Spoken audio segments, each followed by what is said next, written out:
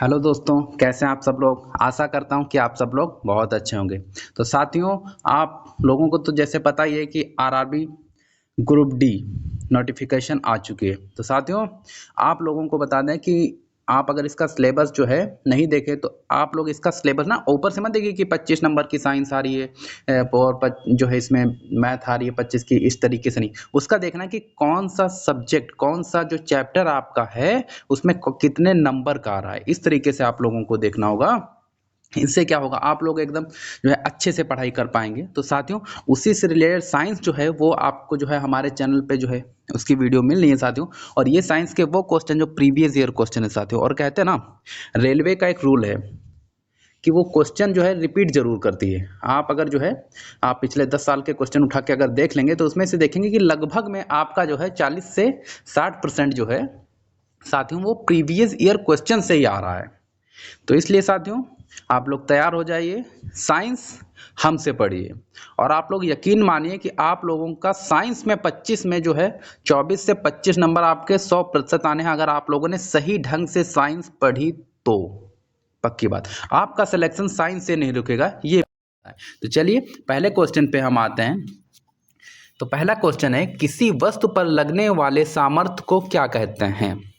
Option A ऊर्जा, option B दबाव, option C जड़ता, ऑप्शन डी बल। तो साथियों, पहली बात तो ये है, जैसे मैं आप लोग ये बताइए कमेंट के द्वारा कि मैं पहले जैसे क्वेश्चन पढ़ूं फिर उसमें बता दूं ए है, बी है, सी है, किस तरीके से, या फिर सबको एक एक ऑप्शन आपको पढ़ के बताऊं। तो साथियों, आप लोग जो है हमारे चैनल को सब्सक्राइब जरूर कीजिएगा, लाइक कीजिए, शेयर कीजिए साथियों, क्योंकि वीडियो बनाने में बहुत मेहनत लगती है साथियों। तो आप लोग थोड़ा हमारा भी ध्यान रखिए, हम आपका ध्यान रखेंगे, ऐसी ही दुनिया चलती है जी। चलिए ठीक है, तो इसका सही आंसर है आपका ऑप्शन ए ऊर्जा। इसका जो है सही आंसर है, मतलब किसी वस्तु पर लगने वाले सामर्थ्य को क्या कहते हैं, तो उसको ऊर्जा कहते हैं। नेक्स्ट क्वेश्चन पे आते हैं। दूसरा क्वेश्चन है, जानवरों के उनके पर्यावरण के साथ संबंधों के अध्ययन को क्या कहा जाता है। Option A ethology, option B ontology, option C climatology, option D ecology. तो इसका सही है जो आंसर है साथियों, इकोलॉजी। जी हाँ, इकोलॉजी, जानवरों के उनके पर्यावरण के साथ संबंधों के अध्ययन को इकोलॉजी कहते हैं। नेक्स्ट क्वेश्चन पे आते हैं हम। तीसरा क्वेश्चन है, विभिन्न प्रकार के ऊतकों के अध्ययन को क्या कहा जाता है। ऑप्शन ए कोशिका विज्ञान, कोशिका जीव विज्ञान, option B cell physiology, option C cytology, option D ऊतक विज्ञान। तो इसका सही आंसर है साथियों ऊतक विज्ञान। जी हाँ, क्या आंसर, सही आंसर है ऊतक विज्ञान। जी हाँ, तो विभिन्न प्रकार के ऊतकों के अध्ययन को क्या कहते हैं, ऊतक विज्ञान कहते हैं। अगले क्वेश्चन पे आते हैं। किसी निश्चित ऊंचाई पर उठे हुए पानी में ऊर्जा है। ऑप्शन ए गतिज, ऑप्शन बी स्थितिज, ऑप्शन सी विद्युतीय, ऑप्शन डी रासायनिक। तो 4 नंबर का क्वेश्चन है साथियों, और इसका सही ऑप्शन आपका है स्थितिज ऊर्जा। जी हाँ, मतलब किसी निश्चित ऊंचाई पर उठे हुए पानी में स्थितिज ऊर्जा होती है। अगले क्वेश्चन पे आते हैं। मतलब आपका जिस जिस जिस क्लास में जो है रेलवे के जिस जिस क्लास में भी जिस जिस मतलब पेपर में भी आपका साइंस आता है, वो हमारे चैनल पे एकदम पुख्ता साइंस मिलेगी, एकदम सही साइंस मिलेगी, जो आपका जो है सबसे ज़्यादा जो है पेपर में लड़ने का चांस रहेगा। तो इसलिए साथियों, हमारे चैनल को सब्सक्राइब कीजिए, लाइक कीजिए, शेयर कीजिए। धन्यवाद। 5वें क्वेश्चन पे आते हैं। एड्स का विषाणु शरीर को डैश नष्ट कर देता है। ऑप्शन ए प्रतिरक्षा तंत्र, ऑप्शन बी परिसंचरण तंत्र, ऑप्शन डी यकृत, ऑप्शन सी यकृत, ऑप्शन डी लाल रक्त कणिकाएं। तो इसका सही आंसर है साथियों प्रतिरक्षा तंत्र, मतलब ऑप्शन ए। ये लगभग में सबको पता होगा और काफ़ी रिपीटेड क्वेश्चन है, ये कई बार क्वेश्चन ये आ चुका है। चलिए अगले क्वेश्चन पे आते हैं। अगला क्वेश्चन है आपका, निम्नलिखित में से कौन सा हार्मोन पिट्यूटरी ग्रंथि द्वारा स्रावित नहीं किया जाता है। ऑप्शन ए थायराइड उत्तेजक hormone, option B prolactin, option C vasopressin, option D somatostatin. इसका सही आंसर क्या होगा, ये आप लोग भी अपना जो है लिखते रहिए कि 6 नंबर का कौन सा है, फिर मिलाइए आप लोगों का सही हो रहा कि नहीं हो रहा। इससे ये भी पता चलेगा कि आप लोग जो है कैसी पढ़ाई कर रहे हैं या कितने पानी में है। इससे क्या होगा ना, आप लोगों को पता चलेगा आप लोगों को आगे कितनी मेहनत करनी है। तो इसका सही आंसर है साथियों आपका ऑप्शन डी। जी हाँ, सोमेटोस्टेटिन। जी हाँ, इसका सही आंसर है। चलिए अगले क्वेश्चन पे आते हैं। तो अगला क्वेश्चन आपका है 7 नंबर का, किसी विटामिन की कमी से स्कर्वी रोग हो जाता है। आपको बताना है कि किस विटामिन की कमी से स्कर्वी रोग हो जाता है। बहुत ही सरल है, लेकिन साथियों ये आप लोग जो है ये क्वेश्चन काफ़ी रिपीटेड है, मैंने भी इसको देखा नहीं, ये जो है कई बार एग्जाम में आया है। लगभग में ये मान लीजिए ये हर शिफ्ट में या एक दो छोड़ के शिफ्ट में लगभग सभी शिफ्टों में ये क्वेश्चन देखने को मुझे मिला। ये रेलवे टेक्नीशियन में भी आया हुआ था इसी साल में। चलिए, तो इसका सही आंसर आप लोगों को बताना है। तो इसका सही आंसर है ऑप्शन सी। ये तो आप लोगों को पता ही होगा। तो स्कर्वी रोग जो है विटामिन सी की कमी से होता है। अगले क्वेश्चन पे आते हैं। जी हाँ, 8वां नंबर का क्वेश्चन है साथियों, डैश डैश डैश में प्रचुर मात्रा में सफ़ेद फाइबर पाए जाते हैं। ऑप्शन ए स्नायु, ऑप्शन बी सिराओं, ऑप्शन सी उपास्थि, ऑप्शन डी हड्डी। तो इसका सही आंसर आप लोगों को साथियों बताना है। तो इसका सही आंसर मैं बता दे रहा हूँ, इसका सही आंसर है ऑप्शन बी। क्या है? सिराओं। जी हाँ, सिराओं में प्रचुर मात्रा में फाइबर पाए जाते हैं। चलिए नेक्स्ट क्वेश्चन पे आते हैं।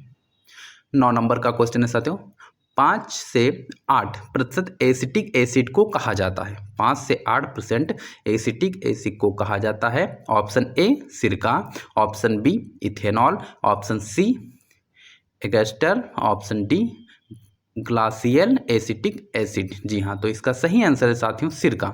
मतलब 5 से 8 एसिटिक एसिड को क्या कहा जाएगा? तो वो सिरका कहा जाएगा। चलिए अगले क्वेश्चन पे आते हैं। अगला क्वेश्चन आपका है, तो दही में कौन सा अम्ल पाया जाता है? ऑप्शन ए सिट्रिक अम्ल, ऑप्शन बी लैक्टिक अम्ल, ऑप्शन सी टार्ट्रिक अम्ल, ऑप्शन डी एसिटिक अम्ल। ना जाने कितनी बार रिपीट हुआ है ये क्वेश्चन रेलवे में, ना जाने कितनी बार। जी हाँ, तो इसका सही आंसर आप लोगों को बताना है, गेस कीजिए। मैं बता दे रहा हूँ, इसका सही आंसर है साथियों लैक्टिक अम्ल। क्या है इसका सही आंसर? लैक्टिक अम्ल। जी हाँ, इसका सही आंसर है लैक्टिक अम्ल। मतलब दही में जो है जो अम्ल पाया जाता है उसको क्या बोलते हैं? उसको लैक्टिक अम्ल बोलते हैं। चलिए अगले क्वेश्चन पे आते हैं। निम्नलिखित में से कौन एक जैविक अम्ल है? ऑप्शन ए कार्बोनिल अम्ल, ऑप्शन बी सल्फ्यूरिक अम्ल, ऑप्शन सी नाइट्रिक अम्ल, ऑप्शन डी ऑक्सैलिक अम्ल। इसका सही आंसर साथियों होगा ऑक्सैलिक अम्ल। जी हाँ, मतलब ये है कि एक जैविक अम्ल है तो वो एक ऑक्सैलिक अम्ल है। जी हाँ, चलिए अगले क्वेश्चन पे आते हैं। 12 नंबर का क्वेश्चन है, संतरे के रस का पीएच मान कितना होता है? संतरे का रस, नींबू का रस, ये साथियों आप लोगों को आगे क्वेश्चन देखने को मिलेंगे, क्योंकि ये काफ़ी रिपीटेड क्वेश्चन है, ये अलग अलग तरीके से पूछता है। ठीक है, जैसे खून का भी पीएच मान पूछ लेता है, ये आपको आना चाहिए। जी हाँ, तो आपको संतरे का पीएच मान बताना है। तो इसका सही आंसर है साथियों ऑप्शन 12, मतलब क्वेश्चन 12 का 3.7। जी हाँ, 3.7 जो है ये संतरे के रस का पीएच मान होता है। कितना? 3.7, रख लीजिएगा। अगला क्वेश्चन, सर्वाधिक कठोर तत्व निम्नलिखित में से कौन सा है? ऑप्शन ए हीरा, ऑप्शन बी सीसा, option C tungsten, option D लोहा। इसमें से आप लोगों को सही बताना है। तो इसका सही आंसर है साथियों आपका ऑप्शन ए।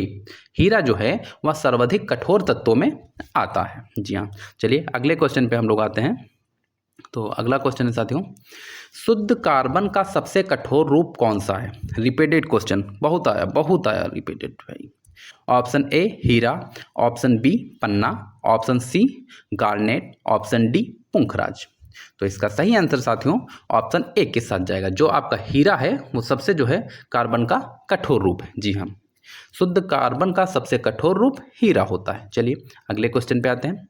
अगला क्वेश्चन है 15 नंबर का। जी हाँ, निम्न में से कौन एक तत्व है? ऑप्शन ए माणिक, ऑप्शन बी नीलम, ऑप्शन सी पन्ना, ऑप्शन डी हीरा। जी हाँ, 15 नंबर का क्वेश्चन है साथियों, और इसका सही आंसर है साथियों आपका ऑप्शन डी हीरा।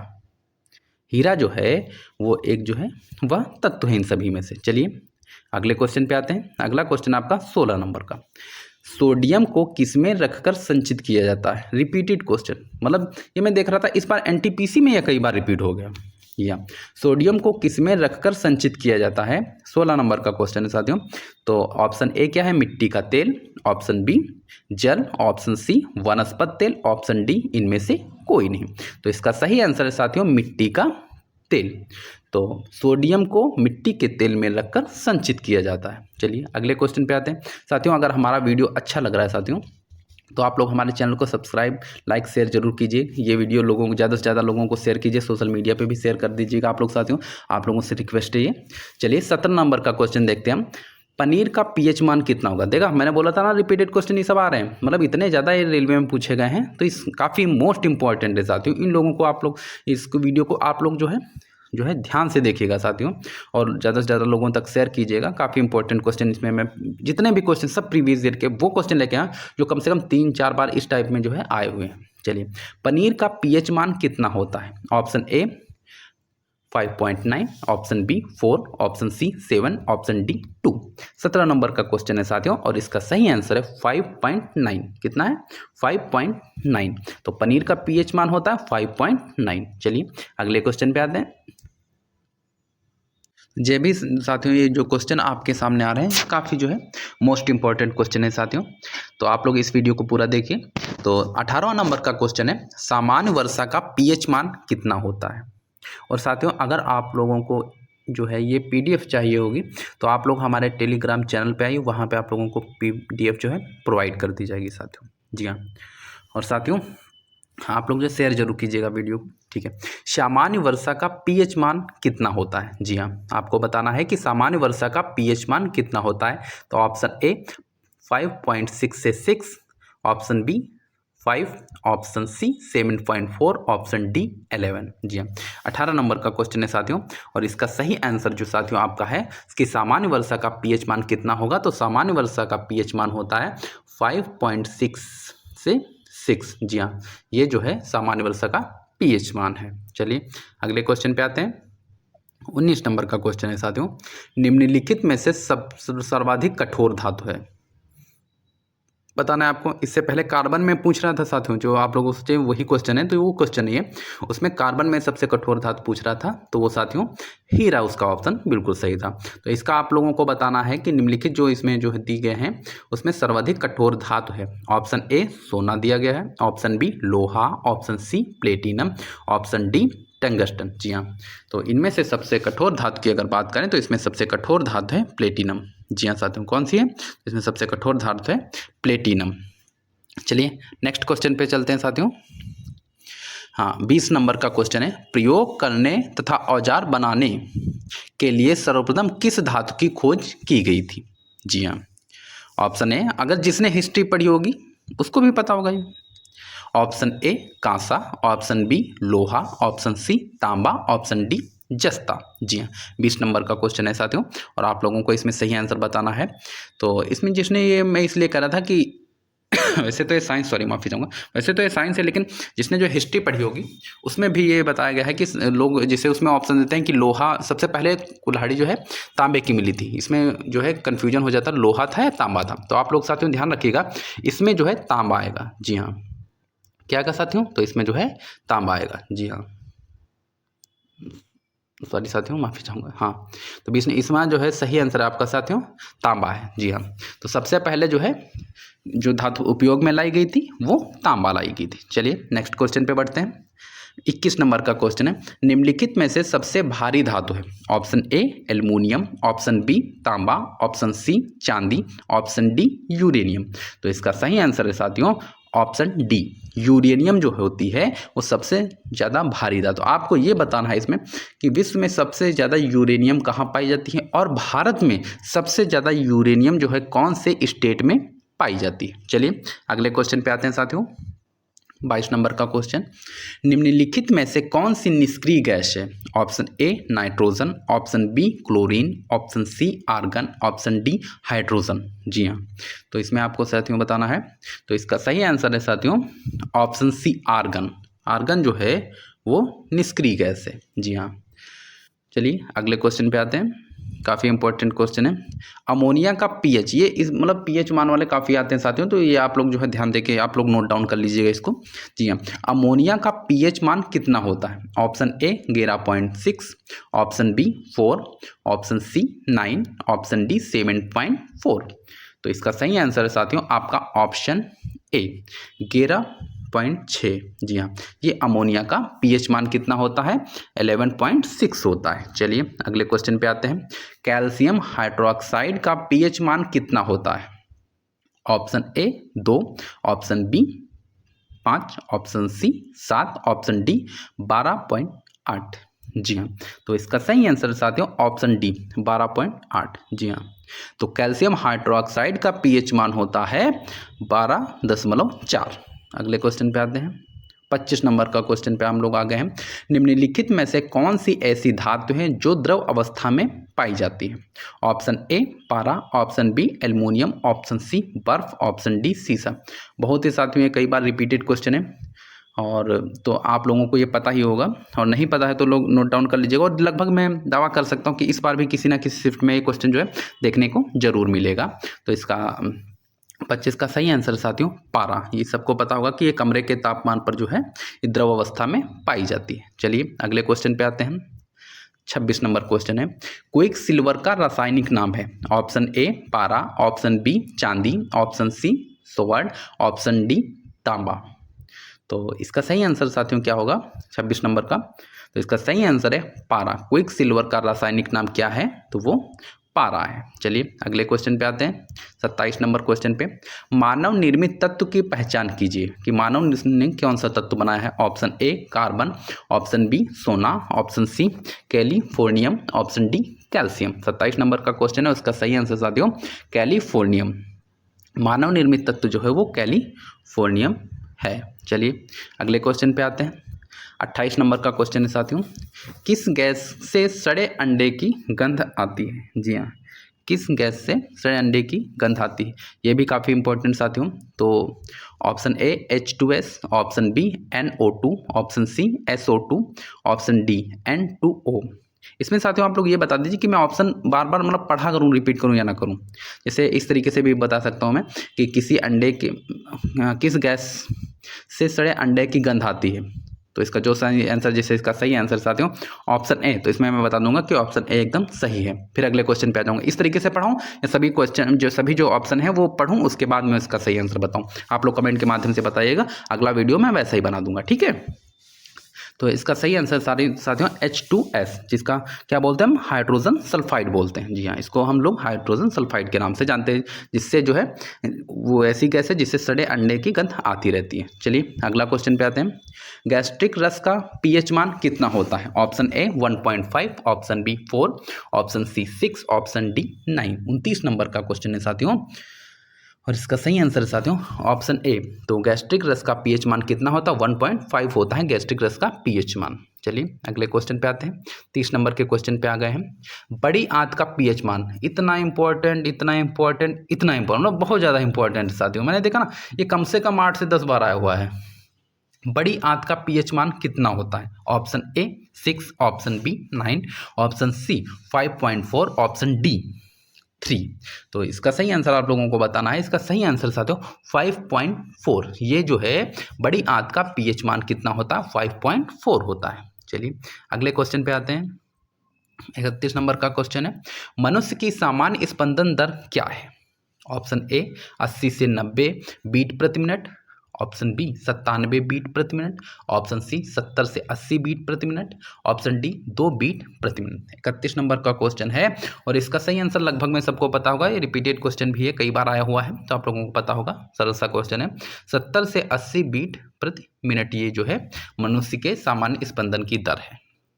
अगले क्वेश्चन पे आते हैं, निम्नलिखित में से कौन सा जीव मोलस्क परिवार से संबंधित है?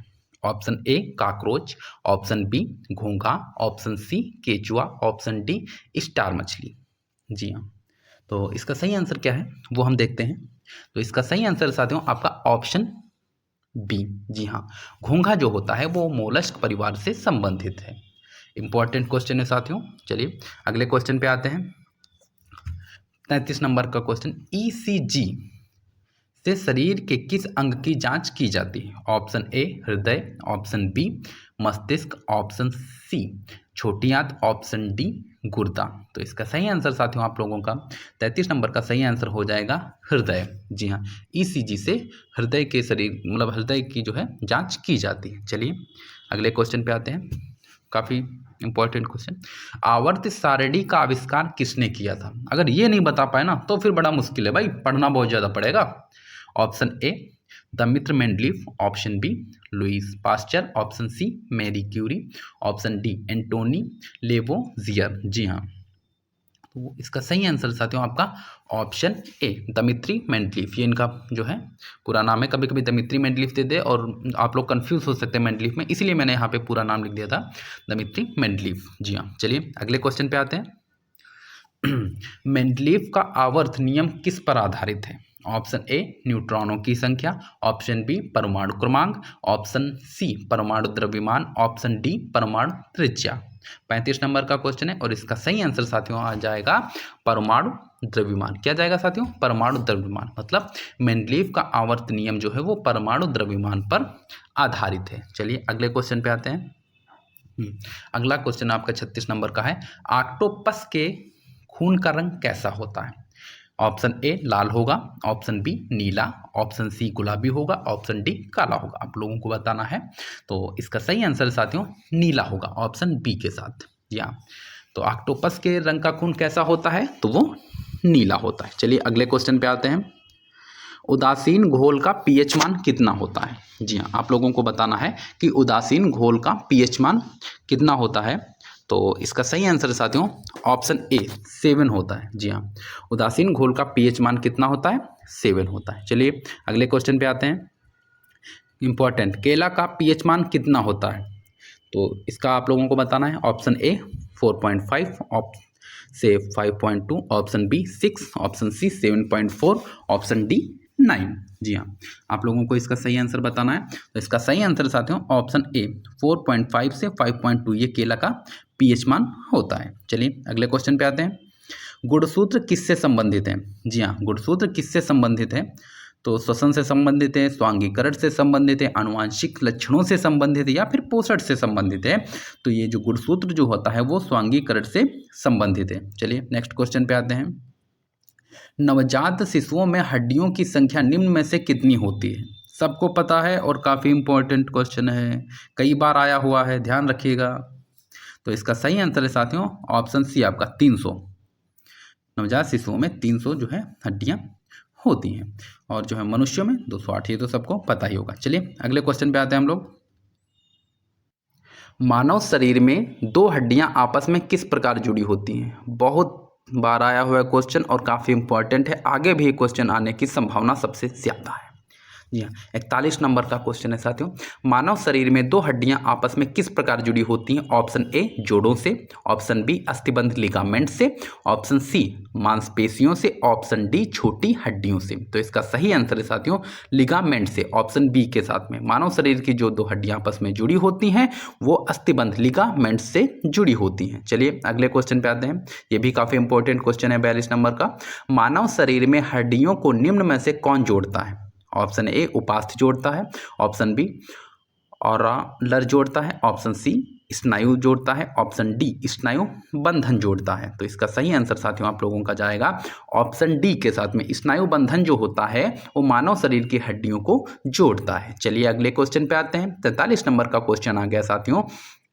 अम्लीय घोल का पीएच मान कितना होता है? जी हाँ, अम्लीय घोल का पीएच मान कितना होता है? ऑप्शन से 7, ऑप्शन बी 7 से ज़्यादा, ऑप्शन सी 7 से कम या फिर इनमें से कोई नहीं। तो इसका सही आंसर साथियों आप लोगों का जाएगा ऑप्शन सी के साथ। इसमें जो है 7 से कम जो है अम्लीय घोल का पीएच मान 7 से कम होता है। नेक्स्ट क्वेश्चन पे आते हैं।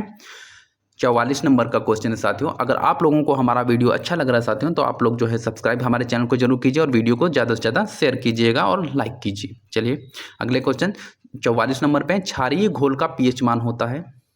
तो क्षारीय घोल का पीएच मान आप लोगों को बताना है।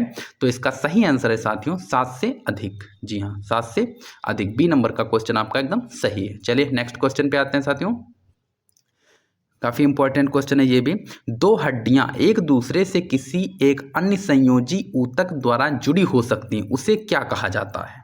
ऑप्शन ए स्नायु, ऑप्शन बी उपास्थि, ऑप्शन सी अधात्री, ऑप्शन डी पेशी। जी हाँ, तो इसका आप लोगों को सही आंसर बताना है। तो इसका सही आंसर है स्नायु के द्वारा। जी हाँ, कौन सा?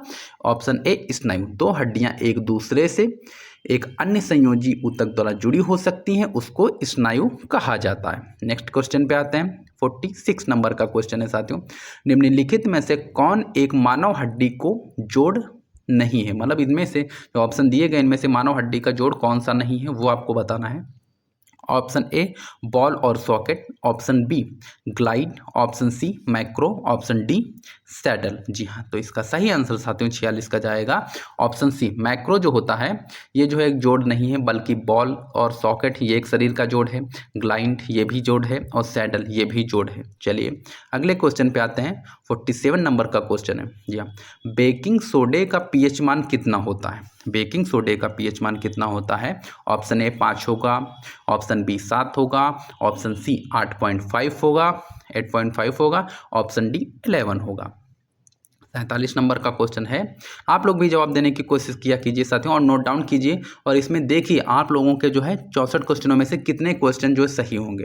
और ये साथियों काफ़ी मोस्ट इंपॉर्टेंट क्वेश्चन मैं आप लोगों के सामने, इसलिए मैं बार बार कह रहा हूँ क्योंकि ये मतलब वाकई में बहुत ही मोस्ट इंपॉर्टेंट है। मैंने इनको वही क्वेश्चन इसमें से उठाया, ये नहीं कि एक बार रेलवे में वही क्वेश्चन हम ले लिए, जी नहीं, ये मैंने वो क्वेश्चन लिए हुए हैं जो एक बार नहीं कम से कम 4 बार, 5 बार, 8 बार, 10 बार इस तरीके से रेलवे के क्वेश्चन जो है रेलवे के पेपर में जो है ये क्वेश्चन रिपीट हुए हैं। तो इसीलिए साथियों मैं बोल रहा हूँ ये जो क्लास आपकी है ये बहुत ही ज़्यादा मोस्ट इंपॉर्टेंट है। जी हाँ, तो आप लोग साथियों इसको ध्यान से देखिएगा और ज़्यादा से ज़्यादा लोगों तक शेयर करने की कोशिश कीजिए इसको, ताकि कुछ हमारा भी जो है इसमें जो है हमारी भी आवाज़ कई लोगों तक पहुँचे, लोगों की हेल्प कर सके हम थोड़ी सी। जी हाँ, 47 नंबर का क्वेश्चन है, बेकिंग सोडे का पीएच मान आपको बताना है। तो इसका सही आंसर है साथियों 8.5, ऑप्शन सी। जी हाँ, 8.5 इसका जो है सही आंसर है। चलिए नेक्स्ट क्वेश्चन पे आते हैं 48 नंबर पे। मैग्नीशिया के दूध का पीएच मान कितना होता है? मैग्नीशिया के दूध का पीएच मान कितना होता है? तो option A 4, option B 7, option C 9, option D 10.5। तो इसका सही आंसर है साथियों आपका ऑप्शन डी, मैग्नीशिया के दूध का पीएच मान 10.5 होता है, 10.5 होता है। चलिए अगले क्वेश्चन पे आते हैं हम लोग। मानव शरीर की सबसे छोटी हड्डी निम्न में से कौन सी है? आप लोगों को बताना है कि मानव शरीर की सबसे छोटी हड्डी कौन सी है। Option A tibia, option B trapezium, option C stapes, option D जांघ की हड्डी। तो इसमें सबसे ज़्यादा कन्फ्यूजन आपको टीबिया और स्टेपीज में होगा। तो साथियों आप लोगों का सही आंसर मैं बता देता हूँ, इसका सही आंसर है साथियों ट्रेपेजियम। जी हाँ, तो इसका जो है ये सही आंसर है साथियों। चलिए अगले क्वेश्चन पे आते हैं साथियों।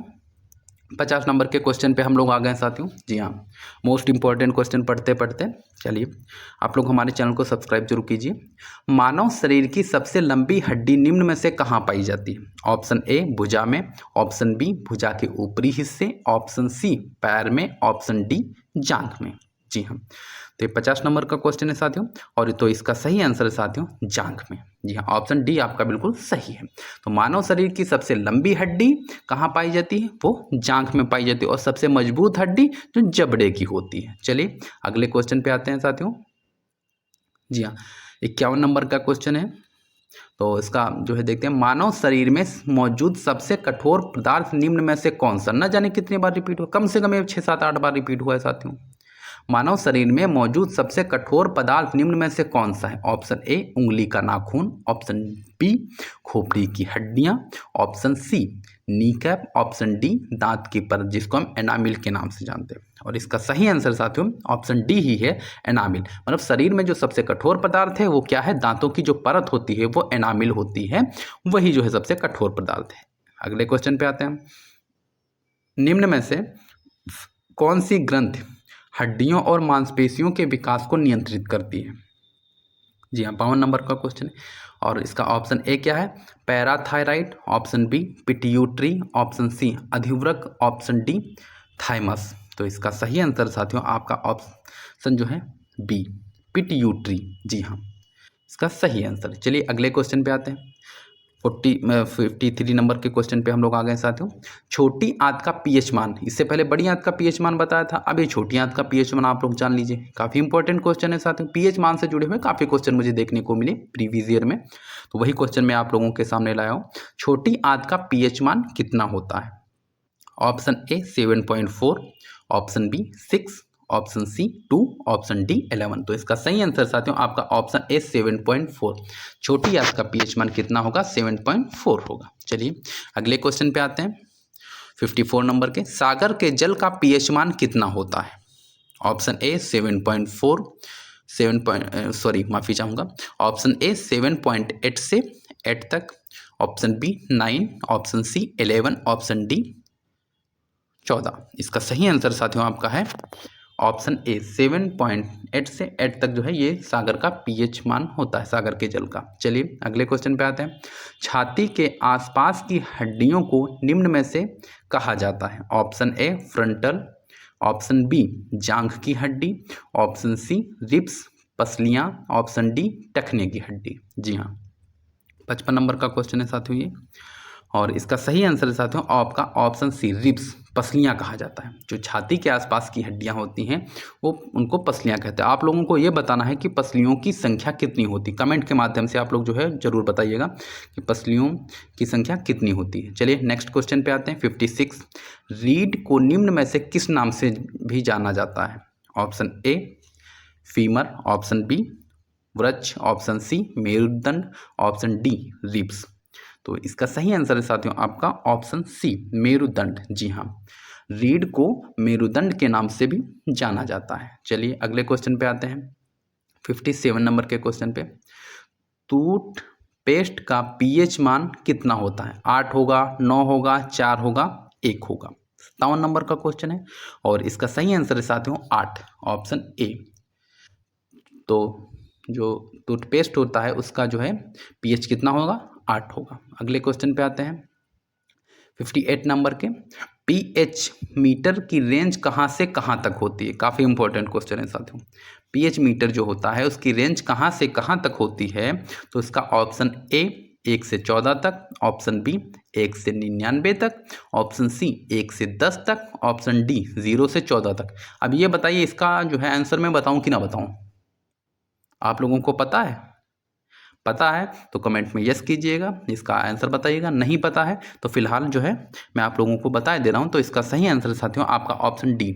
जी हाँ, 0 से 14 तक इसका पीएच मान की जो है मीटर की रेंज होती है कितनी, 0 से 14 तक। इंपॉर्टेंट क्वेश्चन है, याद रखिएगा। अब 59 क्वेश्चन पे हम लोग आ गए हैं। घुटने की हड्डी को किस नाम से जाना जाता है। Option A fibula, option B tibia, option C phalanges, option D patella. जी हाँ, 59 नंबर का क्वेश्चन है और इसका सही आंसर साथियों पटेला। जी हाँ, घुटने की हड्डी को पटेला के नाम से जानते हैं। चलिए अगले क्वेश्चन पे आते हैं। 60 नंबर का क्वेश्चन है। जी हाँ,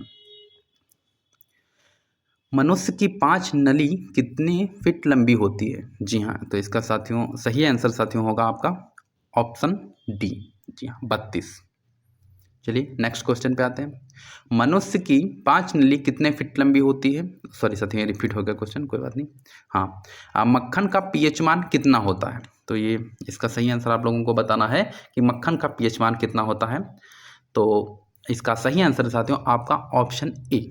जी हाँ, सही आंसर है ऑप्शन ए। 6.1 से 6.4 तक जो है ये मक्खन का पीएच मान होता है। चलिए अगले क्वेश्चन पे आते हैं। इंपॉर्टेंट क्वेश्चन है, दूध का पीएच मान कितना होता है। जी हाँ, दूध का पीएच मान कितना होता है और इसमें दूध में कौन सा अम्ल पाया जाता है ये आप लोगों को कमेंट्स के द्वारा बताना है। तो इसका पीएच मान कितना होता है। तो इसका पीएच मान साथियों होता है 6.4। दूध का पीएच मान कितना होगा, 6.4 होगा। चलिए अगले क्वेश्चन पे हम लोग आते हैं। 63 नंबर का क्वेश्चन है, मांसपेशियों की क्रिया से उत्पन्न बल को निम्न में से क्या कहा जाता है। ऑप्शन ए रासायनिक बल, ऑप्शन बी शारीरिक बल, ऑप्शन सी पेशीय बल, ऑप्शन डी यांत्रिक बल। तो इसका सही आंसर है साथियों आपका ऑप्शन सी। जी हाँ, पेशीय बल। मांसपेशियों की क्रिया से उत्पन्न बल को हम पेशीय बल के नाम से जानते हैं। काफ़ी इंपॉर्टेंट क्वेश्चन है साथियों ये। चलिए अगले क्वेश्चन पे आते हैं। 64 ये लास्ट एकदम क्वेश्चन है। और साथियों आप लोगों को अगर हमारा ये वीडियो अच्छा लगा साथियों तो आप लोग लाइक शेयर जरूर कीजिए और कमेंट के माध्यम से जरूर बताइए हमारा वीडियो आप लोगों को कैसा लगा है। तो ये 64 नंबर लास्ट क्वेश्चन देखते हैं। निम्न में से कौन सा खनिज हड्डियों के लिए आवश्यक है। Option A zinc, option B iron, option C sulphate, option D calcium. तो इसका साथियों आंसर पता ही होगा क्योंकि कई बार ये रेलवे में आया हुआ भी क्वेश्चन है। जो प्रीवियस ईयर लगा रहे हैं उनको पता होगा कि इसमें से एक भी ऐसा क्वेश्चन नहीं है जो प्रीवियस ईयर में नहीं आया हो। एक बार नहीं, कम से कम 6 बार 8 बार इस तरीके से ये आया हुआ है क्वेश्चन। तो इसका सही आंसर है साथियों कैल्शियम। तो साथियों आप लोग ज़रूर हमको बताइएगा कि आप लोगों को हमारा वीडियो कैसा लगा। और साथियों ऐसे ही वीडियो की जो है टोटल जो है 10,000 जो है क्वेश्चन आप लोगों को कराए जाएंगे साथियों। जी हाँ, और ये ऐसे इंपॉर्टेंट क्वेश्चन हैं जो आप लोग ये मान लीजिए आपका जो रेलवे के एग्ज़ाम हो रहे हैं उसमें ये जो है आएंगे ही आएंगे। जी हाँ, 10,000 क्वेश्चन आप लोग जो है बिल्कुल पढ़ डालिए एकदम जो है निश्चिंत होकर के। और साथियों आप लोगों के साइंस में 25 में 25 आने से कोई नहीं रोक सकता। मतलब साइंस की वजह से आप लोगों का सिलेक्शन रेलवे में नहीं रुकना चाहिए, मेरी जिम्मेदारी है। साथियों आप लोग हमारा जो है सपोर्ट कीजिए, जब हम आपका सपोर्ट करें आप लोग हमारा सपोर्ट कीजिए साथियों। और इसकी अगर पीडीएफ लेनी है तो आप लोग साथियों टेलीग्राम पे आइए, वहाँ पे आप लोगों को पीडीएफ दी जाएगी। और साथियों इसी के साथ आप लोगों को बता दूं कि यूपीएससी ने भी टेस्ट सीरीज जो है उसकी जो है टेस्ट सीरीज हमने जो है ले ली है। और आप लोगों को अगर निःशुल्क चाहिए वो टेस्ट सीरीज तो साथियों आप लोग हमसे संपर्क करें, आप लोगों को टेस्ट सीरीज दी जाएगी, वो भी निःशुल्क एकदम। और कंटेंट अगर चाहिए कुछ उससे जुड़ा हुआ, और जो प्री के नोट्स, मतलब मैं मेंस की तो नहीं जिम्मेदारी ले रहा साथियों, अगर यूपीएससी जो है प्री की टेस्ट सीरीज और उसका कंटेंट मतलब जो उसका निःशुल्क कंटेंट मैं एकदम दूंगा, मैंने खरीदा है लेकिन आप लोगों को निःशुल्क मिलेगा साथियों। जी हाँ, और आप लोग जो है जम के तैयारी कीजिए। और इस बार 2025 में ना एक तो जॉब लेनी ही लेनी, कहीं भी लीजिए एक जॉब लेनी ही लेनी। तो चलिए साथियों आप लोग हमारे चैनल को सब्सक्राइब कीजिए, लाइक कीजिए, शेयर कीजिए। धन्यवाद।